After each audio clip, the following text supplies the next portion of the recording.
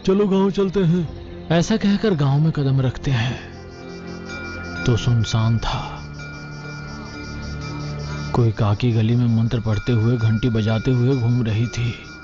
कराबू पिराबू शराबू आ जाएंगे, सावधान सावधान। कराबू पिराबू शराबू आ जाएंगे, सावधान सावधान। कराबू पिराबू शराबू आ जाएंगे। वो काकी इन दोनों को देखकर, तुम कौन हो? असुर संध्या बीत गई है, यदि तुम बाहर रहोगे तो मारे जाओगे। मेरे पीछे जल्दी आओ। काकी उन दोनों को अपने साथ घर ले गई। काकी को वे कौन है, कहां से और क्यों आए हैं, सब बताकर। ऐसा क्यों है काकी? गांव पूरा अजीब है। दियो के साथ किससे और क्यों डर डर के जी रहे हैं? क्योंकि हमारा गांव एक पीड़ा से पीड़ित है, वही भूतों का रास्ता है। काकी, आपके गांव और उसके भूतों के बारे में बाद में। क्या मेरी अमिता इस गांव में आई है? क्या तुमने उसे देखा है? कोई भी लड़की उस सुरंग को पार कर गांव में प्रवेश नहीं कर सकती। इस गांव में जो औरतें हैं वे 50 साल से बंदी हैं। जिस सुरंग से तुम आए हो वो भूतों का रास्ता है। काकी डराओ मत, कोई और रास्ता हो तो बताओ, हम अपने गांव भाग जाएंगे। असंभव, तुम कराबू पिराबू शराबू से बचकर जिंदा इस गांव से बाहर नहीं जा सकते। अब तुम्हारी मौत यही। कराबू पिराबू शराबू कौन? अंधेरा होने पर उनका नाम उच्चारण नहीं करना चाहिए। खतरा। अच्छा, वो कौन है और कैसा खतरा? कल बताऊंगी। किसी भी हालत में आज रात दहलीज पार मत करो, मरोगे। भूमि काकी ने उन दोनों को खाने के लिए आलू फल देकर काकी अपने कमरे में जाकर कुछ जप कर रही थी। आधी रात हो चुकी थी। कुछ अजीब चीख से विक्रम की नींद खुली। उसने सोचा उठ के दरवाजा खोल दे, लेकिन किसी भी हालत में रात को दहलीज पार मत करो, मर जाओगे। काकी की बातें याद करके वो वहीं रुक गया। खिड़की खोलकर देखा तो एक भयानक अजीब आकृति गांव के बीच में चलती हुई जा रही थी। ये देखकर विक्रम के पैर सुन्न हो गए। बाप रे, काकी सही कह रही थी, ये गांव बहुत खतरनाक है।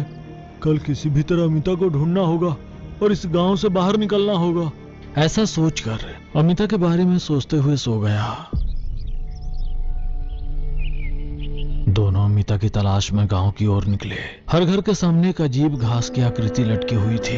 काली बिल्ली की आंखों के साथ हवा में लहराती वो आकृति देखने में किसी जादू टोना की गुड़िया जैसी लग रही थी, लेकिन वो गुड़िया हर घर के सामने है। कोई घर के सामने नजर कुम्हड़े को रखता है क्या जीजू? इस गांव के लोग अजीब तरह से जादू टोना की गुड़िया लगाए हैं। पता नहीं, ये गांव बहुत अजीब है। इस गांव के लोगों से हमें क्या लेना देना है? जैसे ही हमें अमिता मिल जाएगी हम चले जाएंगे। वे हर घर की तलाशी ले रहे हैं। जो भी दिखे उससे पूछ रहे हैं, लेकिन अमिता का कहीं पता नहीं चल रहा है। उस गांव में जैसा कि काकी ने कहा था, कोई किशोरी अवस्था की लड़की कहीं नहीं दिख रही थी। वे उस गांव में अमिता की तलाश करते करते सरहद तक पहुंच गए।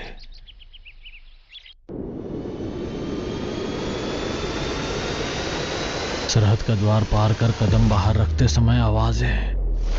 लगता है वहां कोई है। मुझे तो मनुष्य नहीं लग रहा है जीजू। नहीं, और आगे नहीं बढ़ेंगे, शायद बाहर जाने का रास्ता है। देखो, घंटी बज रही है, चलो चलते हैं। ऐसा कहकर महेश विक्रम का हाथ पकड़कर खींच लेता है। दोनों गांव में दौड़ते हुए आ रहे हैं।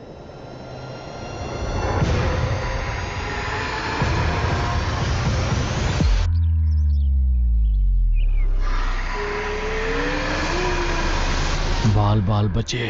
तुम दोनों पागल हो। जिस लड़की को आप ढूंढ रहे हैं वो यहाँ नहीं है, नहीं आ सकती। थोड़े में प्राण चले जाते। अमिता इस तरफ नहीं आई है तो समझ आता है, लेकिन इसका क्या मतलब है कि वो नहीं आ सकती? वो क्यों नहीं आ सकती? अगर गलती से भी उस सुरंग में कदम रखेंगे तो जरूर इस तरफ आना चाहिए। बीच में कोई और रास्ता भी नहीं है। 50 फीट की सुरंग पार करने में कितना समय लगा है? अगर तुम में हिम्मत है तो मुझे वो सुरंग दिखाओ जिससे होकर तुम इस गांव में आए हो। लगभग 3 या 4 घंटे लग गए काकी। हम जिस रास्ते से आए थे उस रास्ते से वापस जाकर देखा, वहाँ सुरंग की कोई सुराग भी नहीं है। तुम्हारा दोस्त प्यार के नशे में दिमाग लगाकर सोच नहीं पा रहा है। 2 दिन से तुम लोग इसी गांव में घूम रहे हो। क्या एक भी लड़की दिखी तुम लोगों को? इस गांव में केवल 50 वर्ष से अधिक उम्र की औरतें ही हैं। जानते हो क्यों? हाँ, ये सच है। मैंने इस गांव में एक भी लड़की नहीं देखी। क्यों? क्योंकि उसे अपनी उम्र की लड़कियां चाहिए, आहिका को चाहिए। आहिका? तुम जिस लड़की की तलाश कर रहे हो वो लड़की कब की आहिका के हाथों मर चुकी होगी। अब और उस लड़की की तलाश में अपनी जान जोखिम में मत डालो। काकी, जैसा कि आपने कहा, मैं उसी क्षण मर जाऊंगा जब मुझे पता चलेगा कि अमिता मर गई है। लेकिन उससे पहले मैं उन लोगों को नहीं छोड़ूंगा जिन्होंने मेरी अमिता को मारा है। काकी, अमिता को मारने की जरूरत किसे है? गांव के अंत में मेहराब से लटका हुआ वो सिर किसका है? वो पूर्वी सीमा की रक्षा करने वाला द्वार है। आपने जो देखा वो कराबू का सिर है। वहां दोबारा मत जाना, उस सीमा को पार करने पर मार डालेगी। कराबू? अन्य किसी को अंधेरा होने के बाद उस नाम का उच्चारण नहीं करना चाहिए। यदि आप उसका उच्चारण करते हैं इस भ्रम में कि तुम उसे बुला रहे हो, वो तुम्हें ढूंढते हुए तुम्हारे पास भी आ सकती है। कुछ है तो कल बात करते हैं। विक्रम के दिमाग में काकी की बातें घूम रही है। जिस लड़की की तलाश कर रहे हो वो लड़की कब की आहिका के हाथों मर चुकी होगी। अब उस लड़की की तलाश में अपनी जान जोखिम में न डालें। क्या जीजू, हम इस गांव में इस तरफ फंसे हुए हैं? मुझे लगता है कि बाहर जाने का वास्तव में कोई रास्ता नहीं है। अरे वहां देखो, ये वही है जो तब दिखाई दिया था जब हमने इस गांव में कदम रखा था। मुझे लगता है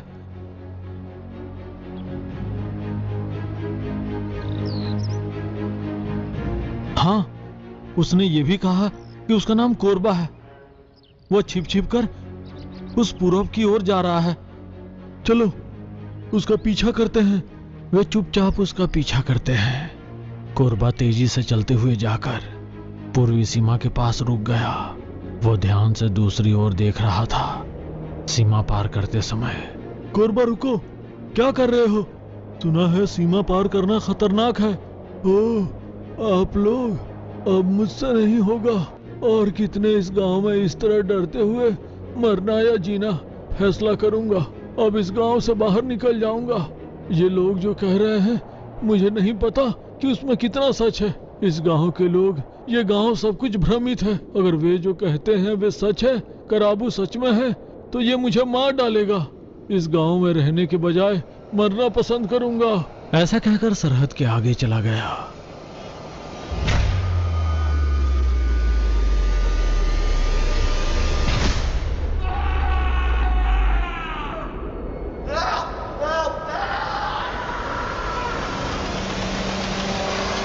ये देखकर दोनों की रीढ़ की हड्डी कांपते हुए वहीं खड़े रह गए। दोनों डर के मारे अपने पैर हिलाने में असमर्थ थे। हिम्मत जुटाकर भागकर गांव में आकर काकी को जो कुछ हुआ सब बताया। जान प्यारी नहीं है? मरना चाहते हो तो सीमा पार जाओ। मैंने तुम्हें पहले ही कहा था। गांव में जाकर चौपाल के चट्टान से बूंद बूंद गिरते हुए खून की उंगली निकालकर दीवार पर हिसाब लिखती है। महेश और विक्रम भी पीछे आ गए। ये क्या है काकी? वे अंक क्या है? वे खून की धारा क्या है? 21 साल पहले इस गांव में 1389 लोग रहते थे। अब 227 हैं। उनमें से 39 बाहरी लोग हैं। 37 को काटकर 37 अंक मृतक कोरबा का है। 38 महेश, 39 विक्रम का है। हम मृतकों की संख्या को काट देते हैं। इस गांव के बारे में यह अजीबो गरीब रीति रिवाज और भूत प्रेत मुझे कुछ समझ नहीं आ रहा है। मैं समझना भी नहीं चाहता।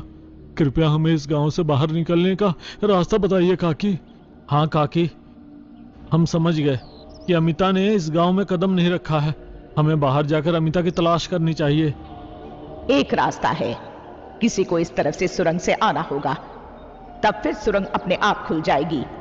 उस तरफ एक व्यक्ति इधर पैर रखने के 3 मिनट तक सुरंग खुला रहेगा, तब आप उस सुरंग से चले जा सकते हैं। लेकिन मुझे नहीं पता कि आप दूसरी तरफ जीवित पहुंचेंगे या नहीं। हमें नहीं पता कि हम अपनी जान बचाकर पहुंचेंगे या नहीं काकी, लेकिन डर के मारे इस गांव में रहने की बजाय सुरंग पार करने की कोशिश में मर जाना पसंद करूंगा। काकी, हमें कैसे पता चलेगा कि कोई उधर से इधर आ रहा है? उत्तर दिशा में पीराबू का पहिया घूमता है, जोरों से चीखता है। कोरबा पेड़ के ऊपर बने घर से पीराबू की नजर रखता था। जब उसे पता चला कि तुम आ रहे हो तो वो तुम्हें रोकने के लिए दौड़ता हुआ आया, लेकिन तब तक बहुत देर हो चुकी थी। तुम लोग गांव में पहुंच चुके थे। हो, हाँ, कुर्बा ही वो पहला व्यक्ति था जिसे हमने इस गांव में कदम रखते ही देखा था। काकी, क्या हम कुर्बा के घर पर रुक सकते हैं? रह सकते हैं, लेकिन जानते हो ना, जैसे ही आप घंटी सुने घर से बाहर न जाएं। घास की रक्षा गुड़िया को बाहर दरवाजे की रखवाली करनी चाहिए। अगर वो नहीं रहेगी तो आपकी जान चली जाएगी। काकी, पश्चिम में सुरंग, पूर्व में कराबू की रखवाली, उत्तर में पिराबू शिला की रखवाली, तो फिर दक्षिण दिशा में क्या है काकी? अगर हम दक्षिण की ओर जाएं तो हम बच सकते हैं। हाँ? असंभव। दक्षिण दिशा में शराबू रहता है, रक्त समुद्र की अधिपति, खून की प्यास से उबलती शराबू रहता है। शराबू के बारे में बताते समय भागते हुए बिलुखा आकर भूमि काकी के कान में कुछ बताकर बिलुखा चला गया। ग्रह गणना करनी चाहिए। आषाढ़ अमावस्या की तैयारी करो। मैं कल बात करूंगी। तुम दोनों सावधान रहना। अंधेरा होने से पहले घर पहुंच जाना। सावधान। ऐसा कहकर भूमि काकी चली गई। जब काकी कहती है तो लगता है कि हमारी भलाई के लिए, लेकिन कहीं ना कहीं संदेह भी होता है कि ये सब ये लोग तो नहीं कर रहे हैं। क्या कहते हो विक्रम? हाँ, मुझे भी ऐसा ही लगता है। चलो, हम दोनों कुछ ना कुछ करके इस सुरंग से बाहर निकलते हैं। जिस सुरंग से आए थे वहां जाकर देखने पर जहां भी देखो दीवार, दक्षिण की दिशा में जहां भी देखो पहाड़ के नीचे बड़ी पत्थर की दीवार के सिवा कुछ नहीं। दीवार तोड़ने का काफी प्रयत्न करते हैं, लेकिन छोटा सा पत्थर भी नहीं हिला। हथौड़े से मारा तो ऐसे आवाज आ रहा था कि जैसे लोहे का दीवार हो। जरा सा बालू भी दीवार से नहीं निकला। दीवार के नीचे से खोदकर एक छोटा सा सुरंग बनाने के लिए खोदते हैं। जितना भी खोदने पर नीचे पूरा दीवार ही था। इतने में भूमि काकी घंटी बजाते हुए गली में घूमना प्रारंभ करती है। विक्रम, चलो चलते हैं, अंधेरा हो गया। हथौड़ा और कुदाल वहीं पर फेंककर गांव में जाकर उत्तर की ओर जहां कुर्बा रहता था उस पेड़ के ऊपर घर में चढ़ते हैं।